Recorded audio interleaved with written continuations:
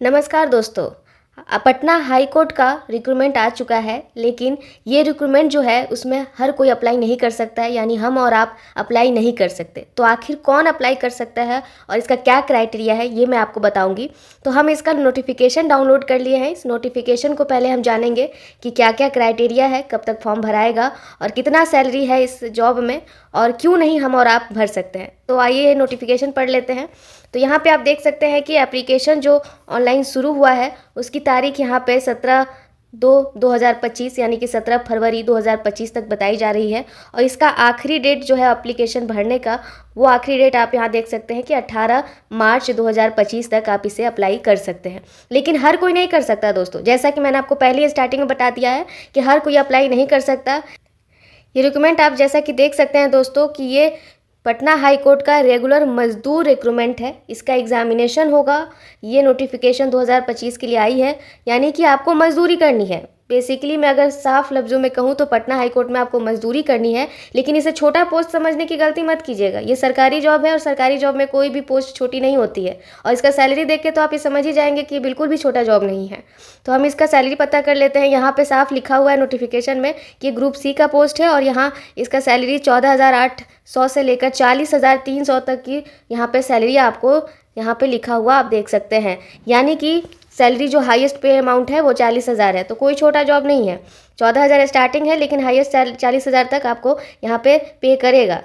उसके बाद अगर हम बात कर लेते हैं, यहाँ पे नीचे रिक्रूटमेंट पे जाते हैं तो यहाँ पे आप देख सकते हैं कि जो कैटेगरी वाइज रिक्रूटमेंट का सीट है वो किस हिसाब से यहाँ पे बताया जा रहा है। आप देख सकते हैं 171 टोटल पोस्ट यहाँ पे दिया गया है, जिसमें से अनरिजर्व का 74 पोस्ट है और महिलाओं के लिए यहाँ पे 24 पोस्ट दिया गया है। अनरिजर्व के लिए 74 और महिलाओं के लिए 24। वहीं हम बात करें शेड्यूल कास्ट एससी के लिए तो यहाँ टोटल नंबर जो उनका दिया है वो 27 है और वहीं महिलाओं के लिए 10 है।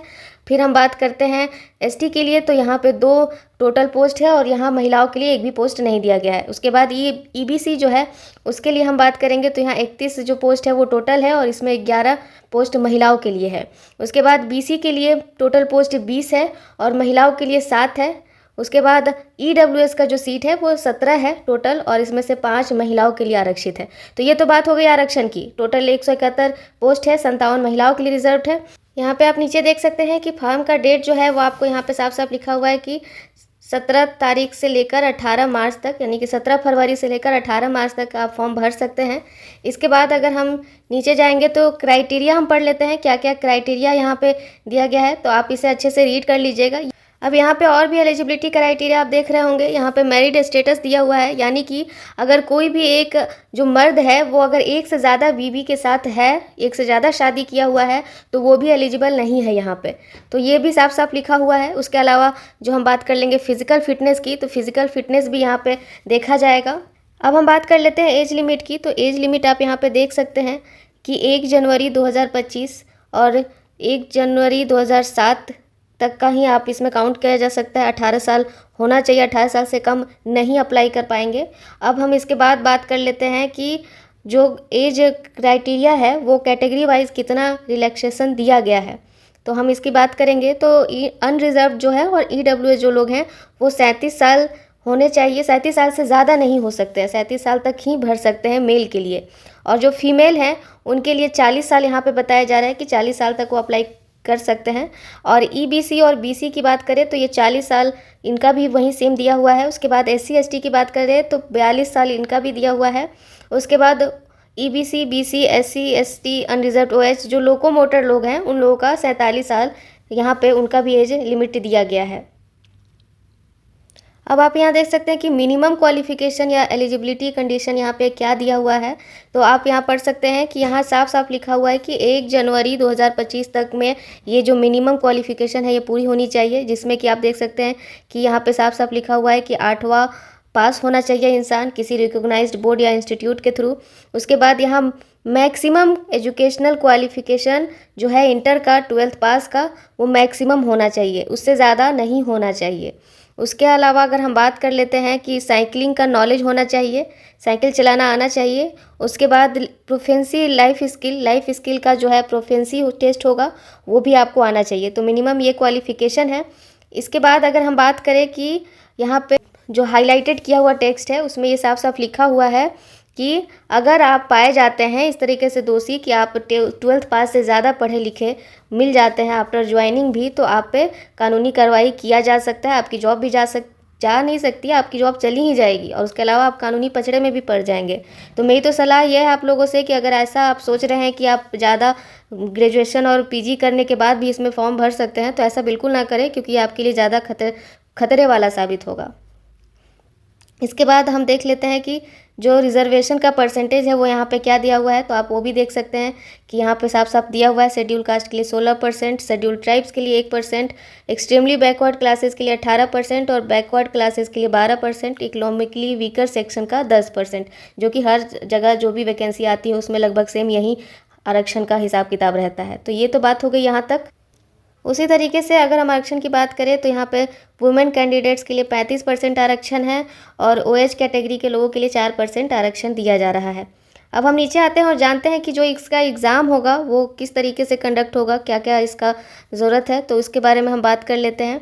तो यहाँ पे आप मोड ऑफ सिलेक्शन पढ़ सकते हैं कि यहाँ मोड ऑफ सिलेक्शन दिया हुआ है, जिसमें साफ साफ लिखा है कि 3 सिलेक्शन प्रोसेस है, जिसमें OMR टेस्ट होगा और ये MCQ टाइप क्वेश्चंस होंगे, OMR बेस्ड क्वेश्चन होंगे, रिटन टेस्ट है। उसके बाद दूसरा होगा साइकिलिंग टेस्ट, साइकिलिंग आप चलाना जानते हैं नहीं, कितने स्पीड का आप चला सकते हैं, तो ये सब टेस्ट होगा। उसके बाद लास्ट स्टेज है स्किल टेस्ट एंड इंटरव्यू, यानी कि पहले जो मैंने आपको बताया स्किल टेस्ट होने वाला है वो स्किल टेस्ट भी होगा, उसके साथ साथ इंटरव्यू होगा।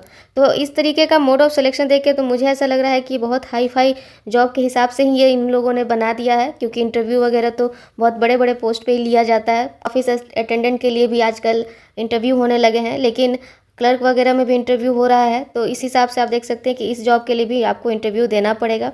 अब हम फ़ी की बात कर लेते हैं कि एग्ज़ाम फ़ी जो है फॉर्म में कितना लगेगा। तो आप यहाँ पे देख सकते हैं कि unreserved BC EBC EWS candidate जो है उनका 700 रुपया लगेगा, SC ST OH कैंडिडेट्स का 350 रुपया लगेगा फॉर्म भरने के लिए। तो उसके बाद हम इस नोटिफिकेशन में और आगे जाएंगे तो आप देख सकते हैं कि और कैसे अपॉइंटमेंट होगा वो भी दिया है डिटेल में।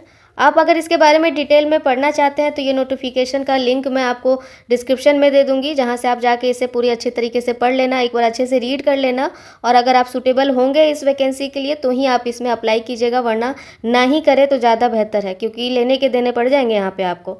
तो सोच समझ के आप यहाँ पर अप्लाई कर लीजिएगा। फॉर्म का लिंक मैं आपको डिस्क्रिप्शन में दे रही हूँ, और यहाँ पर आप क्वालिफिकेशन में देख सकते हैं क्या क्या एग्ज़ाम में पूछेगा।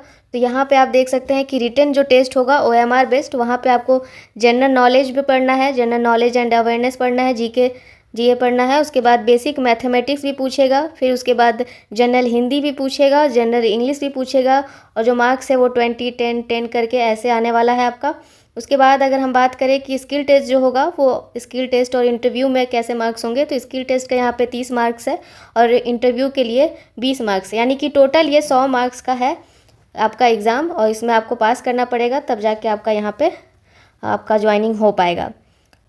अब इस फॉर्म में नोटिफिकेशन में आगे जाने के बाद आप देख सकते हैं कि यहाँ पे दूसरा भी स्टेज ऑफ एग्जामिनेशन दिया है। तो मैं आपको यहाँ पे क्लियर कर देती हूँ कि अगर ज़्यादा लोगों के फॉर्म अप्लाई हो जाते हैं इस पोस्ट के लिए, तो फिर ये PT और मेंस 2 तरीके से एग्ज़ाम होंगे और वहाँ पे क्वालिफाई करना होगा। ये भी जो प्रीलिमिनरी टेस्ट है OMR बेस्ड MCQ टाइप ये प्री टेस्ट होगा, उसमें मैक्सिमम मार्क्स 60 हैं, 40, यानी कि टोटल 100 नंबर का आपका एग्ज़ाम होगा और क्वालिफाइंग मार्क्स 40 घंटे का होगा, 2 घंटे का आपका पेपर चलेगा। ये आपका प्री एग्जामिनेशन होगा। प्री के बाद अगर आप क्वालिफाई करते हैं तो आपको फिर मेंस कंडक्ट कराया जाएगा, जो कि मैंने पैटर्न आपको बता दिया है। अब जो लिस्ट ऑफ सिटीज़ आप देख सकते हैं कि यहाँ पे कहाँ कहाँ एग्ज़ाम का सेंटर दिया है, तो आप बिहार का, सारा बिहार का ही आपका यहाँ पे दिखा रहा है, और यहाँ पे आपका डिस्ट्रिक्ट सिटी दिया हुआ है। आप इसे एक बार पढ़ लीजिएगा नोटिफिकेशन में जाके। अब हम बात करेंगे कि यहाँ अप्लाई कैसे कर सकते हैं। तो यहाँ पे अप्लाई करने के लिए आपको जो ईमेल ID है उसको डालना है। यहाँ वेबसाइट यहाँ दिया हुआ है patnahighcourt.government.in का। ये वेबसाइट आप खोलेंगे, जो लिंक आपको ओपन होगा वहाँ पे आप मोबाइल नंबर और ईमेल ID के थ्रू यहाँ पे आप उसमें लॉगिन कर सकते हैं। उसके बाद आप जाएंगे रेगुलर मजदूर रिक्रूटमेंट एग्जामिनेशन 2025 के लिंक पे। उसके बाद इसे अप्लाई करेंगे। न्यू रजिस्टर पे जाके आप इसे रजिस्टर कर सकते हैं अपने आप को। उसके बाद से जो भी आपका कैंडिडेट्स का रिक्वायर होता है वो सब आप भर देंगे, जैसे कि माता का नाम, पिता का नाम, ये सब भर देंगे, जेंडर, डेट ऑफ बर्थ, ये सब कुछ भरने के बाद जो डिटेल वो मांग रहे हैं आप वो सब फिल कर दीजिएगा। उसके बाद आपको जब फॉर्म सबमिट हो जाएगा फॉर्म, तो उसका आप एक प्रिंट यहाँ पे आप अपने पास रख लीजिएगा फ्यूचर रेफरेंस के लिए। अब उसके बाद आपको यहाँ पे मिल जाएगा आपका रजिस्ट्रेशन नंबर और पासवर्ड ईमेल और मैसेज के थ्रू, जिसे आप बाद में लॉगिन भी कर सकते हैं। और यहाँ पे आपको क्या क्या अपलोड करना है, तो स्कैन कॉपीज़ आपको अपलोड करना है, पासपोर्ट साइज़ का कलर होना चाहिए। उसके अलावा आपको सिग्नेचर अपलोड करना है स्कैन किया हुआ।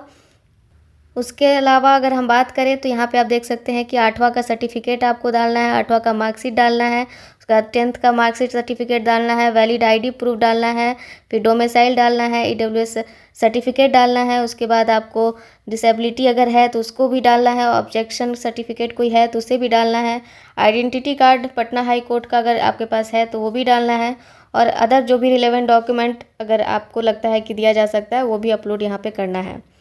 उसके बाद अगर हम बात करेंगे तो यहाँ पे आप देख सकते हैं कि डिटेल में दिया गया है कि क्या साइज़ होना चाहिए फ़ोटो का और सिग्नेचर का, और जेपीजे और पीएनजी ये सब फॉर्मेट होना चाहिए। और उसके बाद आप जो भी डॉक्यूमेंट है उसका 50 KB से लेकर 100 KB तक आप डाल सकते हैं यहाँ पे एप्लीकेशन में। तो यहाँ पे आप देख सकते हैं कि सारा कुछ यहाँ पे डिटेल दिया हुआ है नोटिफिकेशन में, मैं इसे डिस्क्रिप्शन में फिर से डाल दूँगी।